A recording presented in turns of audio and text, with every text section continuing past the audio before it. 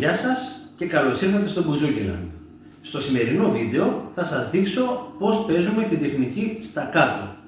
Στα κάτω, όταν λέμε, εννοούμε ότι παίζουμε χτυπητά, ξεχωριστά την κάθε νότα. Για να παίξουμε στα κάτω στο μπουζούκι θα πρέπει υποχρεωτικά να κόψουμε τον ήχο. Πώς θα κόψουμε τον ήχο? Θα σηκώσουμε το δάχτυλο από τη χορδή.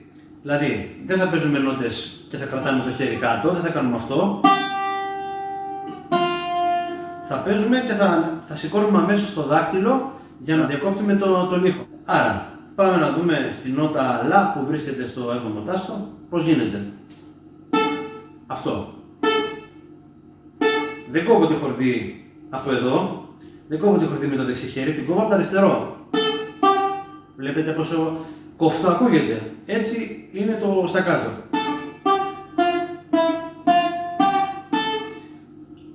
Καθαρές νότες, κοφτές.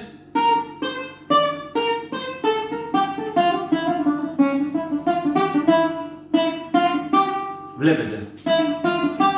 Μπορεί να χτυπάω την μία πένα από κάτω και να ακούγεται ανοιχτή η χορδή, αλλά η νότα που θέλω εγώ να δώσω ακούγεται πνιχτή. Αμέσως με το που παίξουμε την πνίγουμε. Αυτό. Όταν δεν θέλουμε να παίξουμε άλλη πένα από κάτω και να είναι τελείως πνιχτό, ακούγεται αυτό.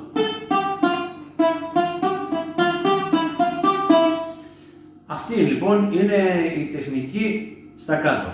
Ελπίζω να σας άρεσε, εύκολο, μικρό και το βιντεάκι. Αν σας άρεσε κάντε ένα like και subscribe και θα τα πούμε σε ένα από τα επόμενα βίντεο. Να είστε καλά, καλή συνέχεια.